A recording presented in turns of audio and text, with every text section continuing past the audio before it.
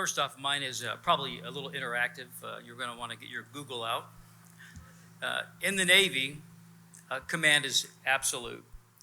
That means that the commanding officer or CO is responsible for everything that happens in his command, including his people. And a commanding officer typically wants three things out of his command. He wants to succeed, obviously, and at the end of his command, he wants a cake and a band at his change of command.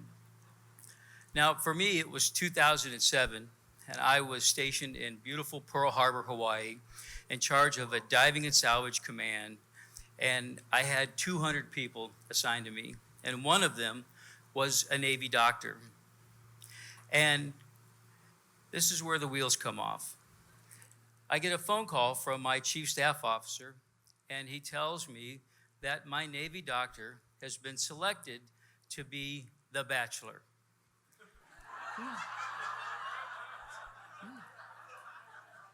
That's right, he was ABC's season 10, The Bachelor. I had no idea what the fuck that was. So I asked him, why the fuck do I care? And he said to me, well, you care because it's your job to make sure that you stay in front of the bad press. And it's your job to tell him that it's his job to behave in a dignified way and within the Navy standards. So I should say here that a commanding officer usually gets fired in one of three ways. First, it's a personal misconduct, sleeping with the crew. It's a professional misconduct, running a ship aground. Or it's a professional misfortune, loss of confidence in his ability to lead. This is the one I'm worried about. So it's 2007, there's no such thing as Amazon Prime or Hulu for me to go look up and find out what kind of mayhem this Bachelor is going to be about. But I tell the Bachelor doctor as he goes off to tape the show, remember, your job is to behave with dignity and within the Navy standards. So I think to myself as he goes off, and the show begins to run promos.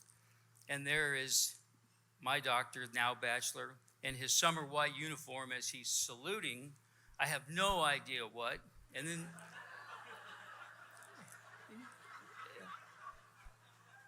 then he's posing in a nothing but a Speedo, standing on the lava rocks as they show the bachelorettes with a few good women can't handle the truth. And then it dawns on me, how in the fuck can any man date 25 women in a dignified way?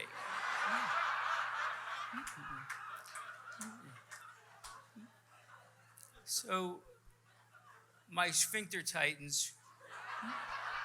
My 22-year stellar career begins to fade because he's off in Los Angeles and I'm back surrounded by other commands who are looking at me going, you dumb son of a bitch, how did this happen to you? And I honestly don't know.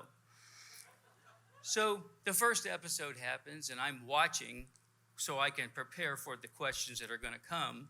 And there is the Bachelor, like every other new episode I'm now seeing, where he stands at the foot of the house, meeting the new bachelorettes as they come one at a time, introducing themselves in funny ways. Then they all go into the house. They start drinking and getting drunk and fighting all catty-like, trying to fight for that first impression rose. Then at the end of the first episode, there's that crying as those women that don't make it onto the show. And my chief staff officer and I, we do a little after-action report to talk about that first episode. And we think, well, it really wasn't that bad. But fast forward, each episode gets just a little bit worse. He's some little bit of sex maybe here or there. But then the fourth episode, this is no way dignified or within Navy standards. The Bachelor is soaking in a hot tub full of mud, and beautiful women are smearing mud all over his chest. And I think, what the fuck? I don't even have to wait for the next morning as the phone's ringing and the chief staff officer's on the other end, and he's going, Coleman, what the fuck is that? And I said, I saw it when you saw it. And I've got no answer for it, but it's just chaos. Finally, the final episode happens. The Bachelor gives away his last rose to the Bachelorette, and I think, oh, great. It's finally coming to an end. The sounds of dignified and within Navy standards are starting to quiet, and I'm going to get the Bachelor back, and we're going to have a talk about the definitions of dignified and within Navy standards. No, that's not to be. As soon as the show's over, the Bachelor dumps the Bachelorette. And all of a sudden, the doctor loves his newfound celebrity status, D-list celebrity status. And TMZ and every other kind of rag is chasing him around. And this guy is like a sunflower chasing the sun anytime there's a camera around. And there are these salacious headlines that are all true. The Bachelor is dating Miss Iran. Yep, you didn't know Iran had a beauty contest. Well, they do in LA. Next thing you know, he's dating Marla Maples. Yep, that one. Then there's a headline that he's going to Iraq for 6 to 12 months. I said, get a phone call from Lieutenant Command and said, no, he's not. I finally said, I got to take care of the narrative. So I take him and I send him to as far away as possible to the remote island of Palau. I say, I'm going to do something like help him bring back the remains of a World War II pilot. How rewarding. I mean, isn't that a nice thing? How much trouble could he possibly get into? Well, turns out a fucking lot. Nobody told me that GQ magazine was embedded into the Palau mission.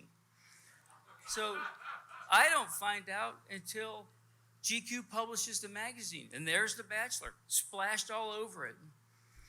Finally, I had enough. I said, time for me to have a final rose ceremony. So I tell The Bachelor, no rose for you. And I sent him on his way, and then I had my change of command, and I got the cake and the band. Thank you.